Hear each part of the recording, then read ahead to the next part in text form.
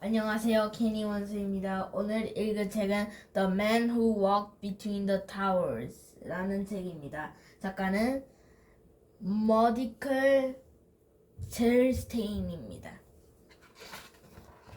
The Man Who Walked Between the Towers by Mordicai Gerstein.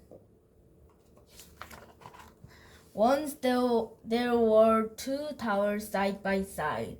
They were each a quarter a mile high, 1,340 feet, the tallest building in New York City. A young man saw them rise into the sky. He was a street performer. He rode a unicycle. He juggled balls and fiery torches, but most all he loved to walk and dance on a rope he tied between two trees. He looked not at the towers but at the space between them and thought, what a wonderful place to stretch a rope, a wire on which to walk. Once the idea came to him, he knew he had to do it. If he saw three balls, he had to juggle. If he had two towers, he had to walk. That's how he was. Hadn't he danced on a wire between the steeples of Notre Dame Cathedral above his amazed home city, Paris? Why not here between these towers? Of course, he knew that as in Paris, the police and the owners the tower would never allow it. You must be crazy, they would say. You'd fall for sure. And so Philip, there was the young man's name, began a plan to do it secretly. The buildings are not quite finished, he thought. Maybe if I dressed as a construction worker. But early on an August evening, he had a friend entered the South Tower.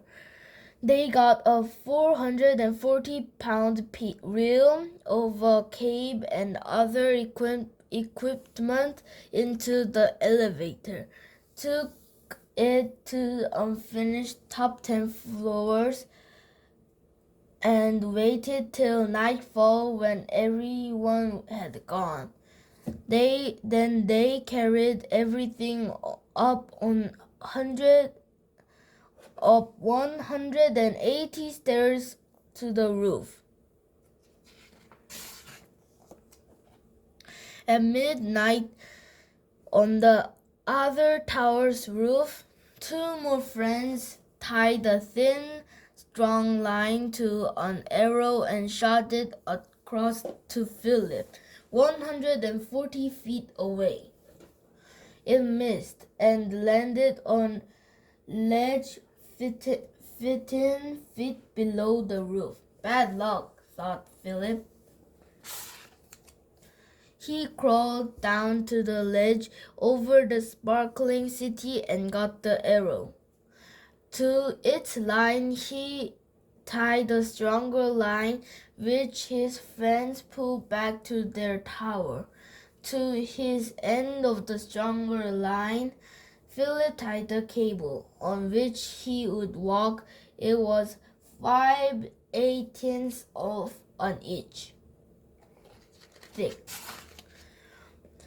His friends pulled the cable over their tower, but it was so heavy that it slipped from Philip's grip.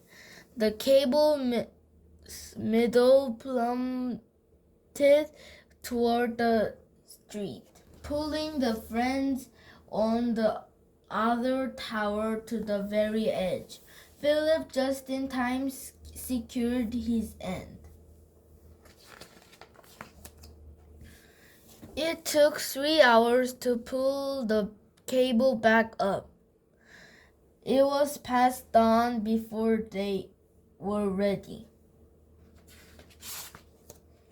Philip put on his black shirt and tights. He picked up his 28-foot balancing pole.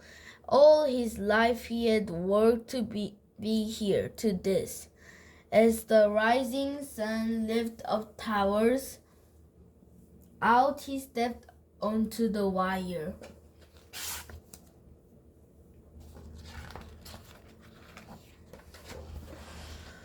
Out to the very middle he walked, as if he were walking on the air itself. Many winds whirled up from between towers, and he swayed with them.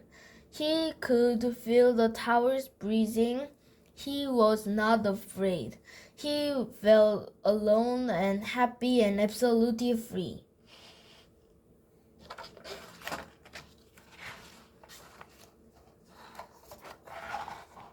A woman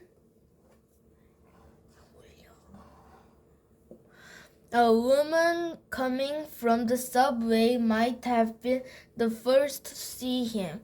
Look, someone walking on a wire between the towers. Everyone stopped and looked up. They gasped and stared.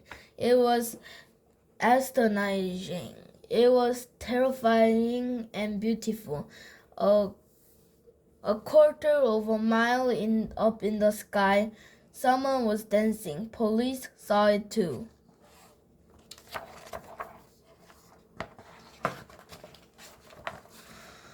Officers rushed to the roofs of the tower. "You're under arrest," they shouted through bullhorns. Philip turned and walked the other way. Who would come and get him? For almost an hour, back and forth, he walked, danced, ran, and knelt in salute upon the wire.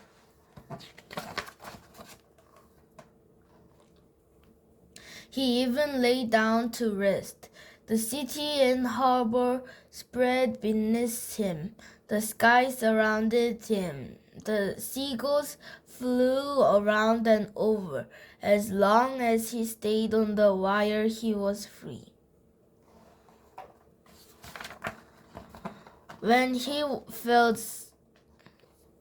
completely satisfied, he walked back to the roof and held out his wrists for the handcuffs. They brought him to court. The judge sentenced him to perform in the park for the children of the city.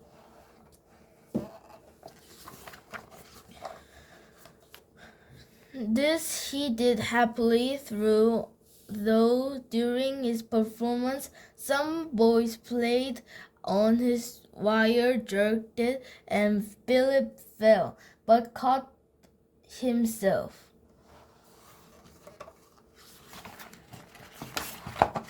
Now the towers are gone. But in memory, as imprinted on the sky, the towers are still there, and part of the memory is the joyful morning, August 7, 1974, when Philip Petit walked between them in the air. 책이 재밌으셨으면 구독과 좋아요, 알림 설정을 누르시고 그러면 다음에 또 봐요. 안녕.